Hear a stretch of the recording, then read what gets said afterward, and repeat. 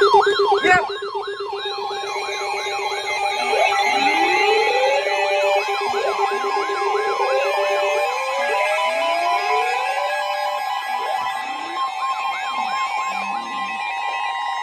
The National Weather Service in Peachtree City has issued a severe thunderstorm warning for southwestern Gilmer County in north-central Georgia, southeastern Murray County in northwestern Georgia, northeastern Gordon County in northwestern Georgia, northwestern Pickens County in north-central Georgia, until 3 p.m. Eastern Daylight Time.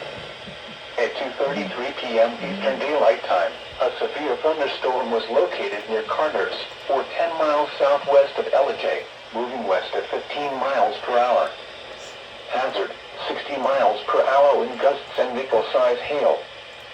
Source, radar indicated. Impact, expects damage to roofs, siding, and trees. Locations impacted include Oakman, Carter's, and Round Top. For your protection, move to an interior room on the lowest floor of a building.